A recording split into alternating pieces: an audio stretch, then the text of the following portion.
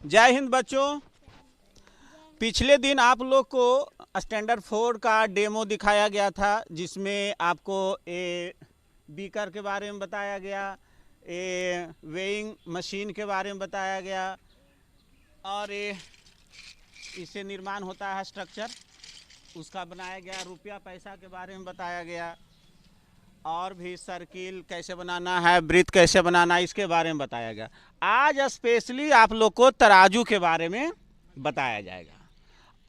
तो सबसे पहले मैं बताना चाहता हूं कि तराजू का आविष्कार कब हुआ।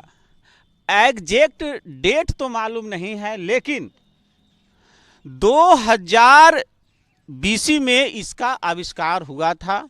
सिंधु घाटी की सभ्यता में इसका प्रमाण मिलता है, इंडस रिवर वैली, जिसे आज पाकिस्तान में है। यानी इंडस वैली यानी सिंधु घाटी ये पाकिस्तान में पड़ता है, लेकिन उस समय भारत ही था।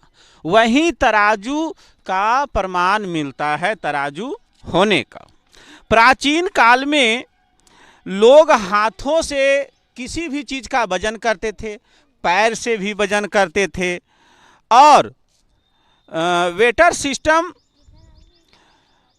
वाटर सिस्टम वस्तु विनिमय प्रणाली का यूज होता था। आज के समय में तराजू भी अनेक प्रकार के होते हैं।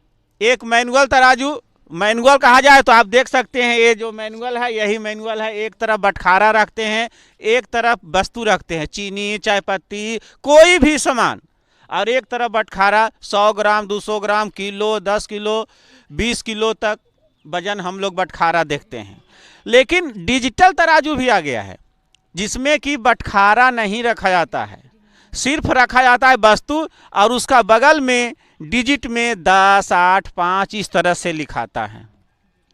फिर एक जानते हो बहुत बड़ी तराजू होता है, जिसमें बहुत बड़े बड़े गाड़ी, जैसे ट्रक हो गया, बस हो गया, इस सब को अगर तौला जाए तो कैसे तौलेंगे? तो ऐसा तराजू पे नहीं होता है, वो कंप्यूटराइज तराजू होता है, जो आपको रोड के किनारे, नेशनल हाईवे के किनारे आपको मिलेगा, जहां तुम लोग लिखा देखेगा धर्म काटा। क्या लिखा देखा मिलेगा? धर्म काटा। तो उस पर टन में, 1000 टन में भी उस पर वजन होता है, कंप्यूटर से होता है। उस पर गाड़ी को उस पर चढ़ा दिया जाता है स्लोपिंग से, और कंप्यूटर से देख लिया जाता है। तो तराजू के अनेक प्रकार हैं। अब तराजू से हम लोग क्या सीखेंगे? देखो, तराजू एक गणित है, गणितीय पद्धति है, मैथमेटिक्स है। यानी इससे हम लोग बहुत कुछ सीखेंगे। पहला सीखेंगे गणना करना, क्योंकि जब किलो है, 1 किलो, 2 केजी, 3 केजी, तो वो गणना है, तो गिनती भी हम लोग सीख रहे हैं। और प्लस अगर ये जान जाएंगे तो इससे कुछ लाभ है, कुछ नहीं बहुत लाभ है।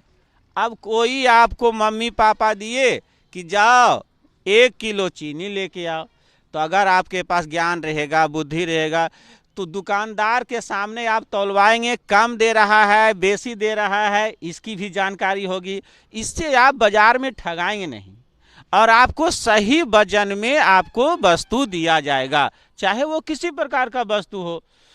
तो तराजू के बारे में जितना कुछ कहा जाए कम है, क्योंकि तराजू लाभ ही लाभ देता है।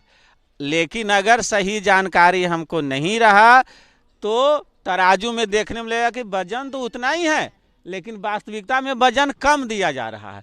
इसलिए ज्ञान बहुत जरूरी है कि तराजू क्या है। तराजू, तराजू हम लोग को नाप तौल भी सिखाता है, ठीक है, नाप तौल भी सिखाता है। तराजू का इतिहास अगर धर्मशास्त्र के अनुसार देखा जाए, सुनो, धर्मशास्त्र के अनुसार अगर देखा जाए तराजू का, तो तराजू सतयुग में भी तराजू देखा गया। उस समय राजा सत्य हरिश्चंद्र हुआ करते थे, वहां भी तराजू देखा गया। द्वापर में श्री रामचंद्र जी आए, रावण, ये सब द्वापर युग के हैं, सॉरी त्रेता युग के हैं। किस युग के हैं? त्रेता। वहां भी तराजू देखा गया, द्वापर युग में भी देखा गया तराजू, और अभी वर्तमान में भी तराजू चल रहा है। जो सबसे पुरानी विधि है ये तराजू, ये तराजू बहुत ही पुराना विधि है। तो बच्चों, अब मैं अपनी वाणी को समाप्त करता हूँ।